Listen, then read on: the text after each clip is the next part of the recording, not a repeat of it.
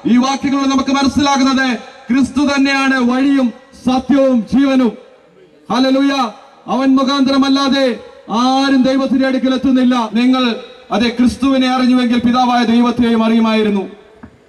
Hallelujah. അപ്പോൾ യേശു ക്രിസ്തു ഒരു മതത്തിന്റെ വ്യക്തമല്ല, അവനൊരു മതം സ്ഥാപിക്കാൻ വന്ന വ്യക്തിയല്ല, ഇവിടെ നടക്കുന്ന ഒരു മതപ്രസംഗവുമല്ല. ഹല്ലേലൂയ. അതെ യേശു ക്രിസ്തു ഒരു മാർഗമാണ്. ഹല്ലേലൂയ. അതെ യേശു ക്രിസ്തു നിത്യജീവനിലേക്കുള്ള വഴിയാണ്. ഹല്ലേലൂയ. അവൻ പ്രാപഞ്ചികമായ ഒരു സത്യമാണ്. ഹല്ലേലൂയ. പാപിയായ മനുഷ്യന് പാപമോചനമാണ് ആവശ്യം. മരിച്ച മനുഷ്യന് ജീവനും. അതെ മതങ്ങൾ മനുഷ്യനെ പാപിയാക്കിയിട്ടുണ്ട്, പക്ഷെ പാപങ്ങൾ മോചിച്ചിട്ടില്ല. അതെ മതങ്ങൾ മനുഷ്യനെ കൊന്നിട്ടുണ്ട്, പക്ഷെ ജീവിപ്പിച്ചിട്ടില്ല. ഹല്ലേലൂയ.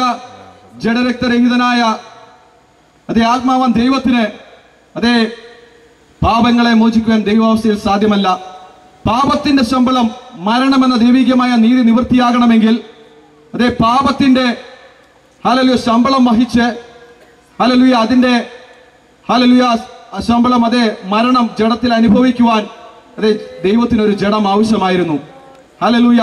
രക്തം ചൊരിഞ്ഞിട്ടല്ലാതെ വിമോചനമില്ല എന്ന സാർവലൗകിക പ്രമാണം നിവൃത്തിയാകണമെങ്കിൽ ദൈവത്തിന് രക്തവും ആവശ്യമായിരുന്നു. ഹല്ലേലൂയ. ബൈബിൾ പറയുന്നു, ശ്രദ്ധിക്കുക. എബ്രായർക്ക് എഴുതിയ ലേഖനം 2-ാം അധ്യായത്തിൽ ഇപ്രകാരം കാണുന്നു, അതേ മക്കൾ ജഡരക്തങ്ങളോട് കൂടിയവർ ആകൊണ്ട് അവനും അവരെ പോലെ ജഡരക്തങ്ങളോട് കൂടിയവനായി മരണത്തിന്റെ അധികാരിയായ പിശാചിനെ തന്റെ മരണത്താൽ നീക്കി. ദൈവത്തിന്റെ പുത്രനായ യേശു ക്രിസ്തു അതേ ജഡരക്ത സഹിതനായി ഭൂമിയിൽ വന്നു. സമസ്ത മനുഷ്യരുടെയും പാപത്തെ തന്റെ ശരീരത്തിൽ വഹിച്ച് അതിന്റെ ശിക്ഷ അവന്റെ ജഡത്തിൽ തന്നെ അനുഭവിച്ച് അവിടുത്തെ അതേ പാപരഹിതമായ അതേ പരിപാവനമായ വില തീരാത്ത രക്തം പാപമോചനത്തിനായി ചൊരിഞ്ഞു. ഹല്ലേലൂയ. അതേ പാപത്തിന്റെ ശിക്ഷയായ മരണം തന്റെ ശരീരത്തിൽ അവൻ ഭരിച്ചു. അരിമത്യയിലെ യോസേഫിന്റെ കല്ലറയിൽ നിന്ന് ഉയർത്തെഴുന്നേറ്റ് ദൈവപുത്രൻ എന്ന് തെളിയിച്ചു. തനിക്ക് ചെയ്യുവാനുണ്ടായിരുന്ന രക്ഷണ പ്രവൃത്തി തികയ്ക്കുവാനായിട്ട് ഇടയായി തീർന്നു. ഇത് നിഷേധിക്കാനാവാത്ത ഒരു ചരിത്ര യാഥാർത്ഥ്യമായി ഇന്ന് നിലനിൽക്കുന്നു. അതുകൊണ്ടാണ് നമ്മൾ മുമ്പേ വായിച്ച വാക്യത്തിൽ കാണുന്നത്, സ്തോത്രം, അവൻ തന്നെ വഴിയും സത്യവും ജീവനുമാകുന്നു. ഇത് നിഷേധിക്കാവാനാവാത്ത ഒരു സത്യമാണ് പ്രിയമുള്ളവരെ. ഹല്ലേലൂയ. കാരമേലി ദേശത്തോട് ഇന്ന് രാത്രികാലം ദൈവത്തിന്റെ ആത്മാവ് വിളിച്ചു പറയുന്നു, ഹല്ലേലൂയ, യേശു ക്രിസ്തു തന്നെയാണ് മാർഗം. ദൈവത്തിങ്കിലേക്കുള്ള മാർഗം അത് യേശു ക്രിസ്തു മാർഗമാണ്. മറ്റൊരുത്തരിലും രക്ഷയില്ല. നാം രക്ഷിക്കപ്പെടുവാൻ ആകാശത്തിന്റെ കീഴിൽ മനുഷ്യരുടെ ഇടയിൽ നൽകപ്പെട്ട വേറൊരു നാമവുമില്ല.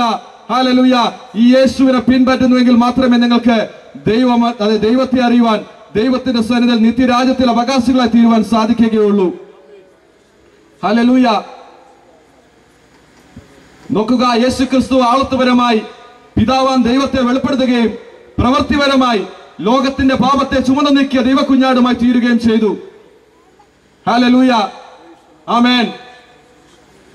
ഇനി എന്തിനാണ് ഈ സുവിശേഷം ലോകമെമ്പാടും പ്രഘോഷിക്കുന്നത്? അതിന്റെ ആവശ്യകത എന്താണ്? ഹല്ലേലൂയ. ഞങ്ങളെ കേൾക്കുന്ന പ്രിയപ്പെട്ടവരോട് ഞങ്ങൾക്ക് പറയാനുള്ളത്, അതെ, പാപിയെ രക്ഷിക്കുന്ന ദൈവശക്തിയാണ് സുവിശേഷം. ഹല്ലേലൂയ. സുവിശേഷം കേൾക്കാതെ ആരും രക്ഷിക്കപ്പെടുകയില്ല. ആത്മരക്ഷയ്ക്ക് ആവശ്യമായ പ്രഥമ ഘടകം കേൾവിയാണ്.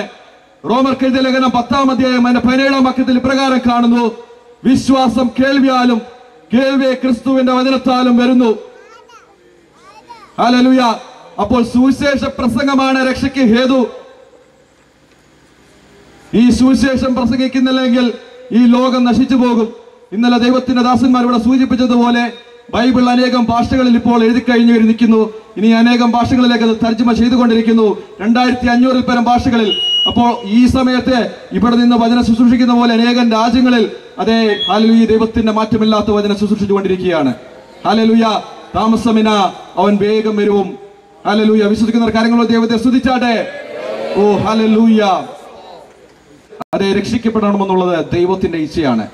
ഹല്ലേലൂയ. തിമോഥെയോസിന്റെ ലേഖനത്തിൽ നമുക്കത് കാണുവാനായിട്ട് സാധിക്കുന്നുണ്ട്. ഹല്ലേലൂയ. സുവിശേഷം അത് പ്രസംഗിക്കണമെന്നുള്ളതും അത് സകല ജാതിയോടും അറിയിക്കണമെന്നുള്ളതും കർത്താവിന്റെ കൽപ്പനയും അന്ത്യനിയോഗവുമാണ്.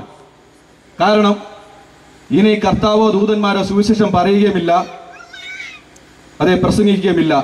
ആ ദൗത്യം നമ്മളെ ഓരോരുത്തരെയും ദൈവം ഏൽപ്പിച്ചിട്ടാണ് കടന്നു പോയിരിക്കുന്നത്. Hallelujah, hallelujah. അത് എന്റെയും നിങ്ങളുടെയും അവകാശമാണ്. ഹല്ലേലൂയ. സകല മനുഷ്യരെയും ദൈവത്തിലേക്ക് അടുപ്പിക്കുക, സുവിശേഷം സകല മനുഷ്യരോടും സകല ജാതികളോടും പറയുക എന്നുള്ളത് എന്റെയും നിങ്ങളുടെയും കടമയാണ്. സ്തോത്രം.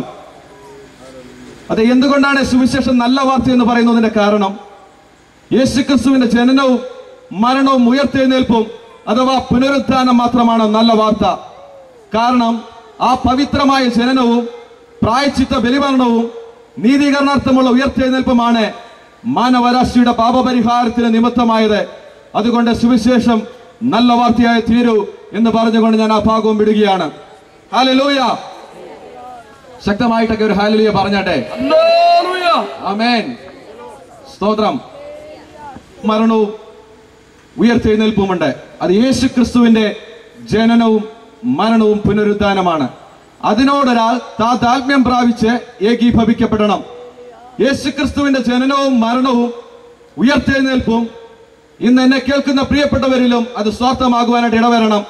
അത് എങ്ങനെയാണ് സാധ്യമാകുന്നത് ചോദിച്ചാൽ, നാം ഓരോരുത്തരും സുവിശേഷത്താൽ ജനിക്കണം.